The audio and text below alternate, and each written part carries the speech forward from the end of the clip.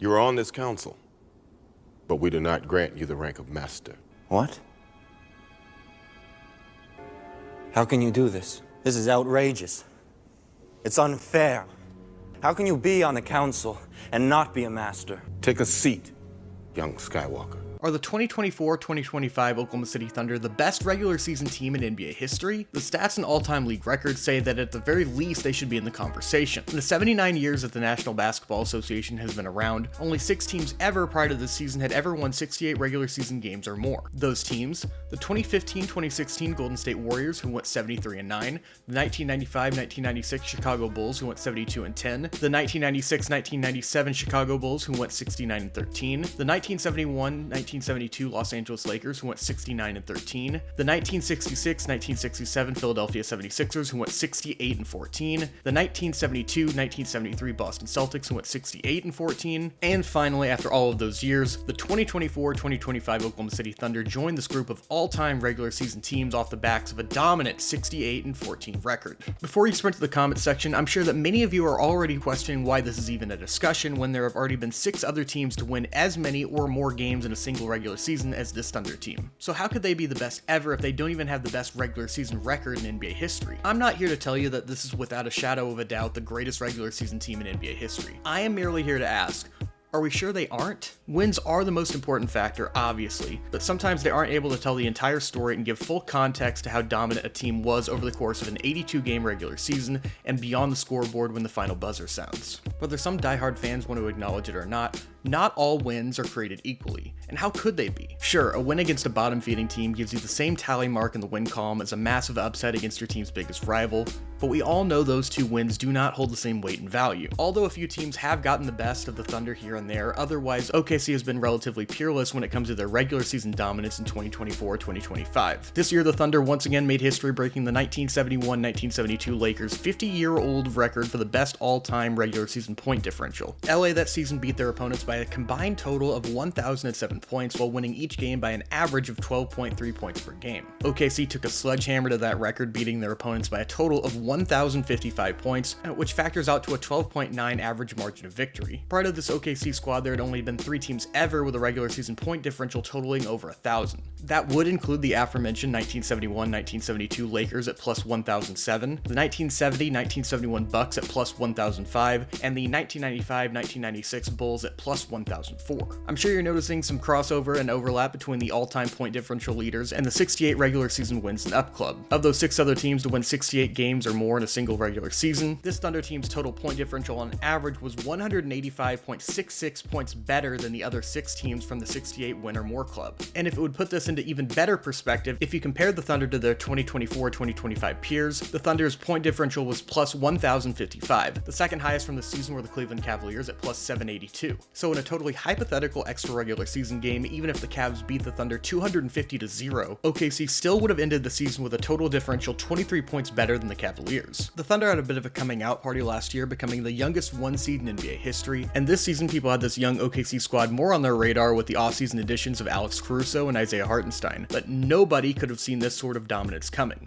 If you told people in the preseason that this OKC squad would have an average point differential of nearly 13, they would have called you crazy and likely asked if you had been smoking or drinking recently. Stay off the weed! Out of OKC's 68 regular season wins, 51 of them came in games where the Thunder beat their opponents by double digits. The West second seed Rockets won a total of 52 games, so that's right, the Thunder only won 1 game less by double digits as the Rockets won straight up this season. Excluding the Thunder, only 4 other teams even won 51 or more games this season, so even if OKC lost every single game they didn't win by double digits this season, they still would have ended the year with a top 5 overall regular season record. Speaking of double-digit margins, the Thunder this season also led by at least 20 points in 48 different games. That's good for almost 60% of the Thunder's regular season games where OKC led their opponents at some point in the game by 3 touchdowns and a few extra points. I mentioned the second seed Houston Rockets earlier. This young Thunder squad also rewrote the NBA's history books this season when they broke the all-time record for the biggest gap between the 1 seed and the 2 seed in a conference, winning the West by 16 games. For reference, the lead that the Thunder had on the second seed Rockets was the same amount of distance that Houston had from the 11th seed Suns, who ended their season outside of the play-in. And as dominant as the Thunder were compared to their competitors in the West,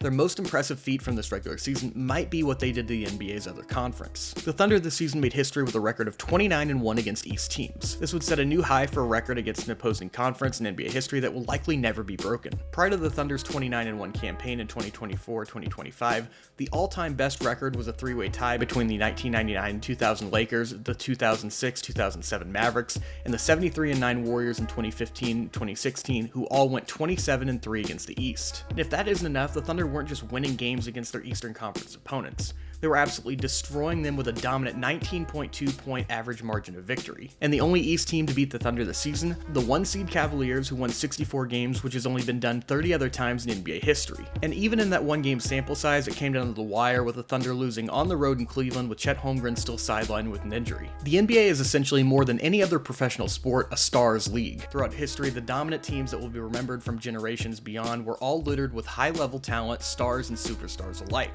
And then you have the Oklahoma City Thunder, who, although have an incredibly bright future ahead of them, the team doesn't exactly have an endless catalog of accomplished players. To put this OKC team into perspective in terms of star talent next to the other 6 teams to win 68 or more regular season games, I came up with a metric that I am calling the Accolade score. What does that entail? By that season, how many total MVPs, first team All-NBAs, second team All-NBAs, third team All-NBAs, first team defenses, second team defenses, Defensive Player of the Year award winners, and total All-Star appearances did each team have. This metric does not account for any of these awards or accolades achieved after that season. So, for example, any Jordan All-Star appearance after the 1995 season wouldn't count for the 1995 Bulls team score. We'll go from the highest to the lowest scores here. At a tie for the number 1, you have the 1971-1972 Lakers and the 1996-1997 Bulls, who each had a total accolade score of 78. And that makes sense when you look at their rosters. Chicago had guys like Jordan, Pippen, Rodman, and the ghost of Robert Parrish. The Lakers, for my money, are even more impressive because off the backs of West, Chamberlain, Baylor, and Goodrich, LA managed to tie the Bulls without the benefit of Defensive Player of the Year and third team All-NBA being added until the 80s. Rapid fire after that, you have the third place 1995-1996 Bulls at 61, the 1966-67 76ers at 4th with 42, and the 1972-1973 Celtics at 36. The bottom 2 are the 2015-2016 Warriors at 21, and dead last in my made-up accolade score rankings are the 2024-2025 Thunder with a total score of 8. I'm sure that there are some of you out there screaming that my total accolade metric has a huge bias towards more experienced teams, and you would be exactly right, because as uncommon as it is to win 68 games in a regular season, it is even more uncommon to do it with a team as young as the 2024-2025 Thunder. As of February 1st of this season, this OKC team's average age across their 15-man roster entering the playoffs was only 24.06 years old. For reference, the average age of those other 68-plus win teams were 27.93, 29.73, 30.06, 27.91, and 28.91. Only one team from that list was even remotely close to this young Thunder squad, and that was the 1966-1967 Philadelphia 76ers at an average age of 24.16, who had 5 different future Hall of Famers on their roster and 3 guys that would go on to be on the NBA's 75th anniversary team that included a 30-year-old Wilt Chamberlain in his prime leading the charge, who averaged a modest 24-24 that season on his way to winning MVP. OKC's youth movement is no stranger to making history. Just in the last 2 seasons, the Thunder have become the youngest and second youngest teams to ever get the 1 seed in their conference,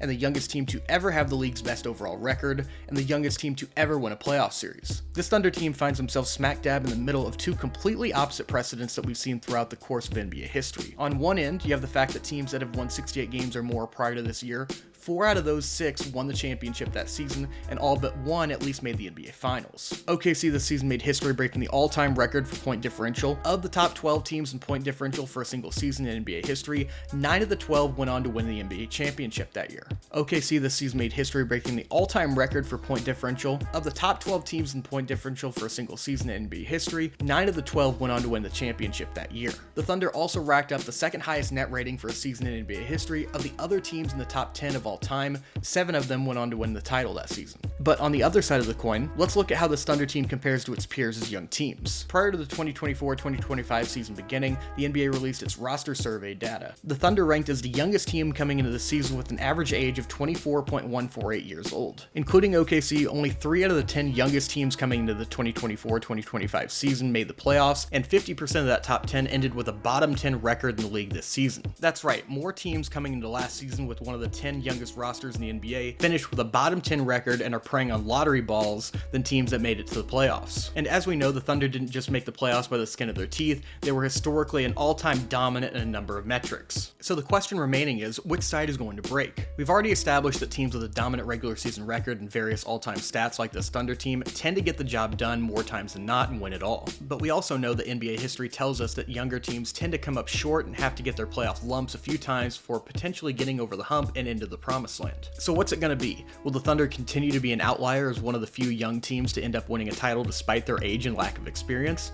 Or will they join the ranks of all-time regular season teams who, for whatever reason, were not able to get the job done in the postseason after dominating the first 82? What do you think? Do you think this Thunder team has what it takes to win it all this season? Are they too young to do it? Which side of history between young teams and historical dominance are you leaning towards? Let me know down in the comment section below, and if you enjoyed what you saw today, make sure to leave a like on this video, subscribe to my channel so I can keep making fun Thunder content like this for all of you, and hit that notifications bell so you never miss out on any of my future uploads. And as always, until next time, thanks for watching.